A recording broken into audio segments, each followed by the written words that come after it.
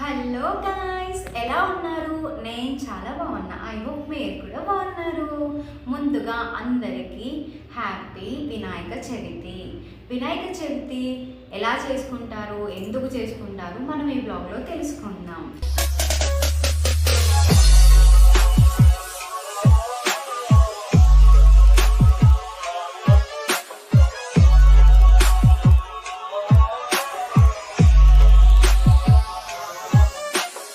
వినాయకుడిని మనము పూజించడానికి స్టోరీ ఏంటి అనేది తెలుసుకుందాం.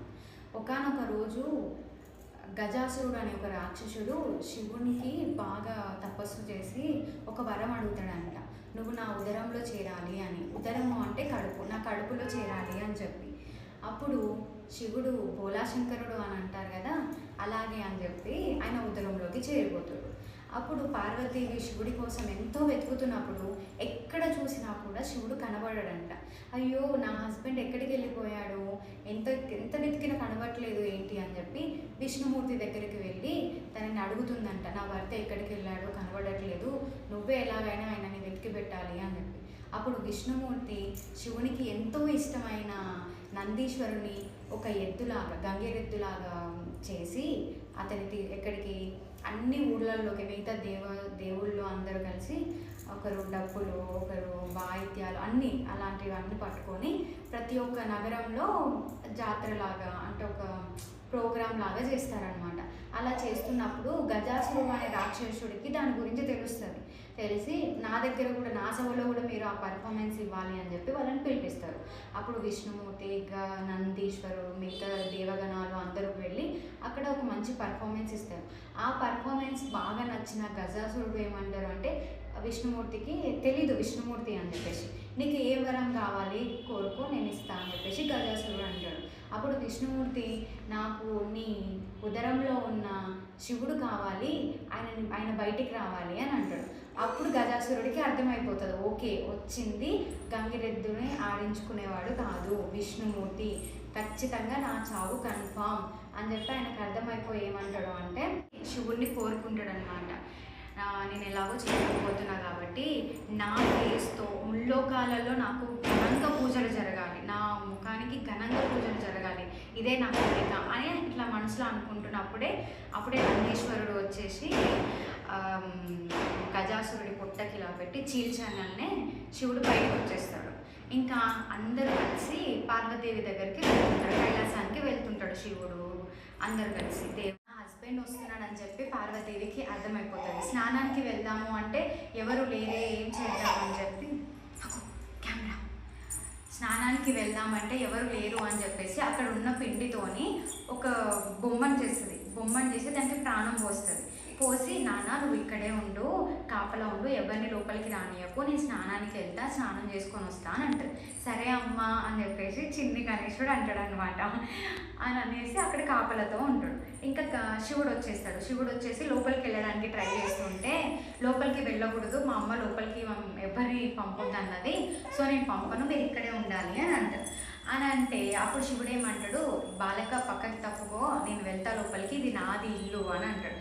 అయినా సరే మీరు వెళ్ళొద్దు, మా అమ్మ అనుమతి లేదు, నేను ఎవరిని లోపలికి పంపించను అని అంటాడు.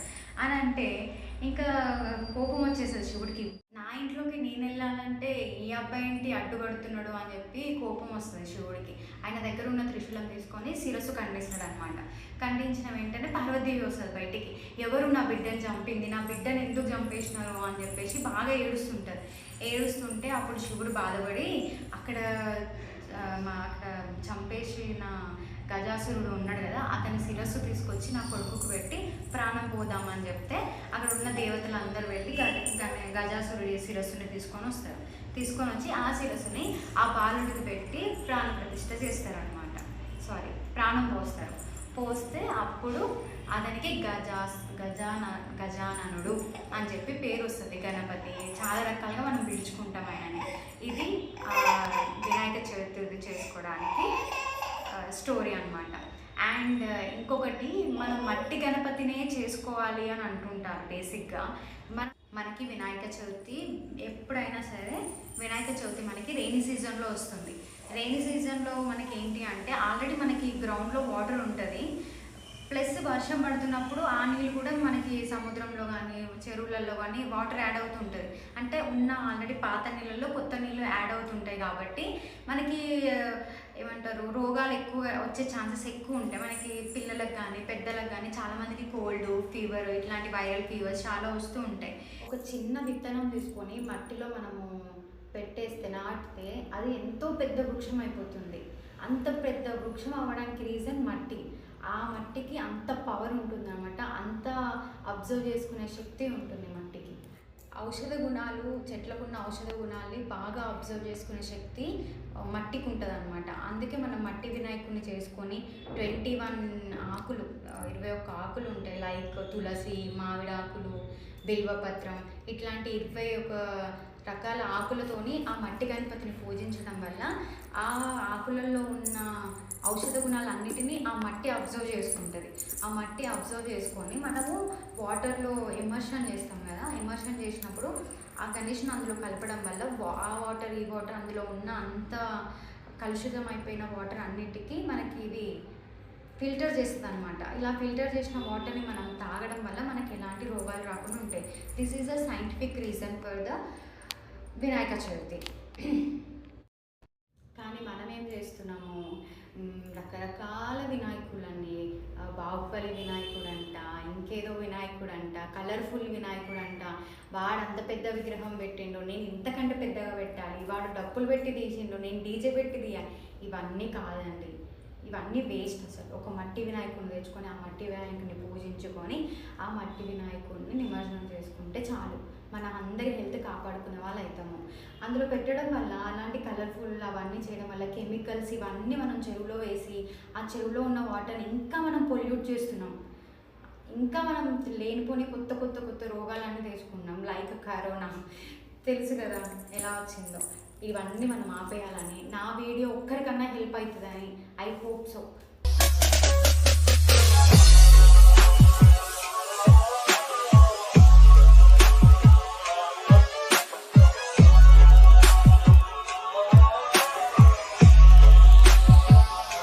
ఖుషి, గణపతిని తీసుకురాకో.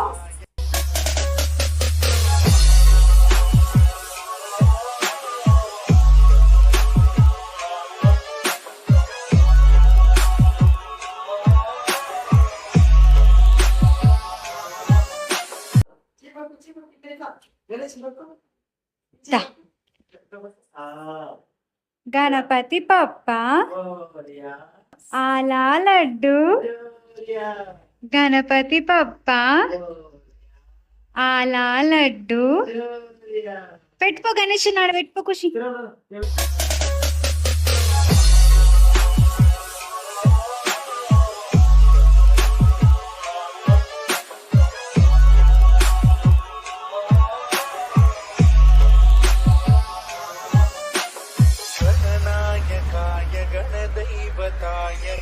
अध्यक्षाय धीमहि गुणशरीराय गुणमण्डिताय गुणेशानाय धीमहि गुणातीताय गुणाधीशाय. ఖుషి డాడీకి ఆయిల్ డబ్బి, డాడీకి.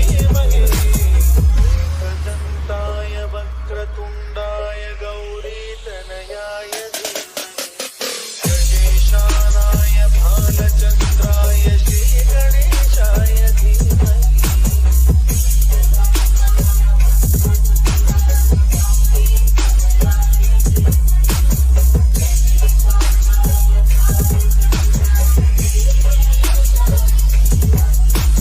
गानचतुराय गानप्राणाय गानान्तरात्मने गानोत्सुकाय गानमत्ताय गानोत्सुकमनसे गुरुपूजिताय गुरुदैवताय गुरुकुलस्थायिने.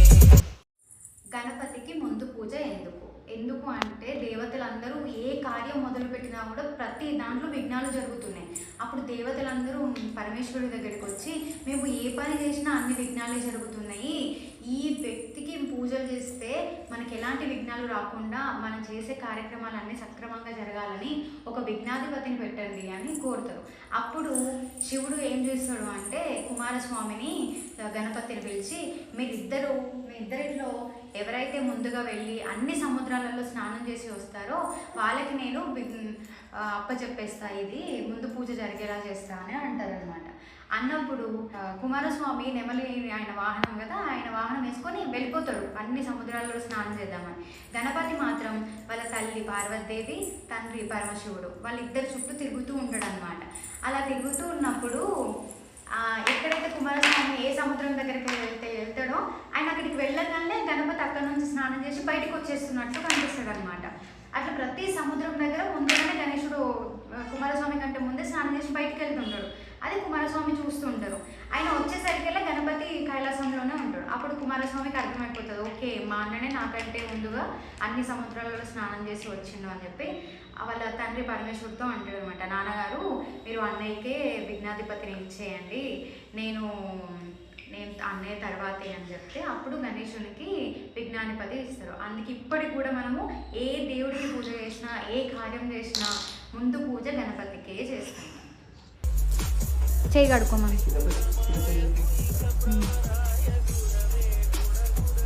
కేశవాయ నమః తాగమని.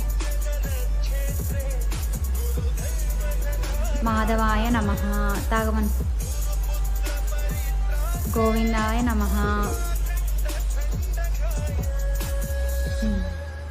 చేయి కడుక్కో. గీతకత్వాయ గీతగోత్రాయ ధీమహి గూఢగుల్పాయ గంధమంతాయ గోజయప్రదాయ ధీమహి.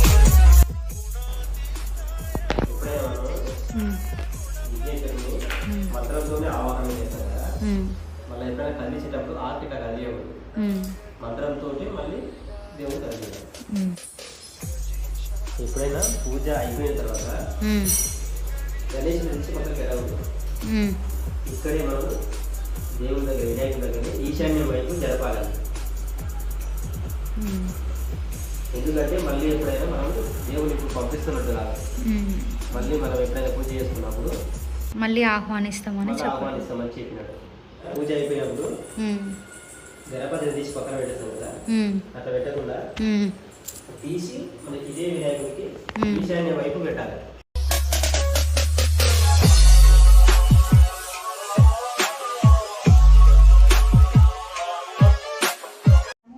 మనము హరిద్ర గణపతి అని చెప్పేసి పసుపు గణపతిని చేసుకొని పూజిస్తున్నాం కదా.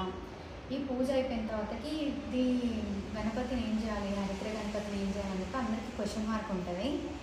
ఏం చేయాలంటే మనం ఆ గణపతిని ముఖానికి రాసుకొని స్నానం చేస్తే చాలా మంచిది. కాళ్ళకి మాత్రం అస్సలు పెట్టుకోవద్దు, అది చాలా పాపంతో సమానం.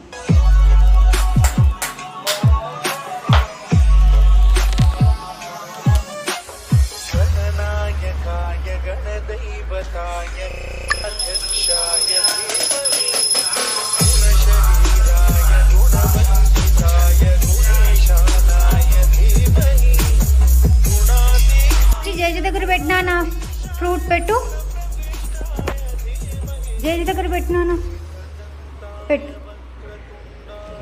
జేజా ఇంకొకటి తీసుకో, ఇంకొకటి తీసుకో, ఇంకోటి పెట్టు. పెట్టు నాన్న, జేజ దగ్గర పెట్టు. జేజ దగ్గర పెట్టమ్మా. జేజా మొక్కు, జేజకు మొక్కు. జేజా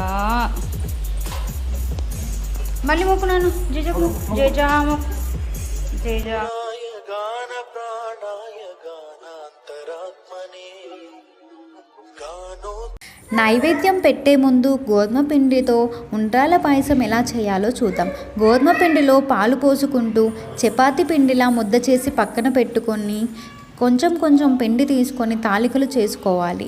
ఒక ప్యాన్లో నెయ్యి వేసి డ్రై ఫ్రూట్స్ వేసి ఫ్రై చేసుకొని పక్కన పెట్టి అదే ప్యాన్లో వాటర్ పోసి తాలికలు వేసి బాయిల్ చేసుకోవాలి. అందులో బెల్లం యాడ్ చేసి ఇంకొంచెం సేపు బాయిల్ చేయాలి. అవి బాయిల్ అయ్యేలోపు పక్కన ఒక గిన్నెలో చిక్కదనం కోసం పిండిలో పాలు ఆర్ వాటర్ పోసి ముద్దలు లేకుండా కలుపుకోవాలి.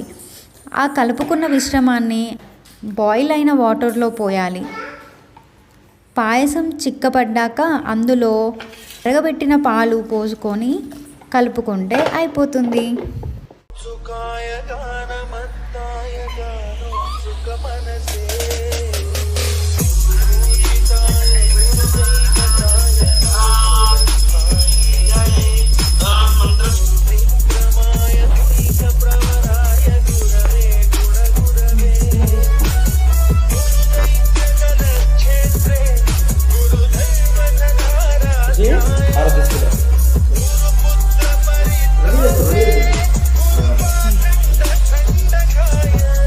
Thank you for watching. I hope my videos are very useful and helpful. మీకు నిజంగా హెల్ప్ఫుల్ అయితే కమెంట్ సెక్షన్లో కమెంట్ చేయండి. Don't forget to comment and do watch my other videos too. Thank you.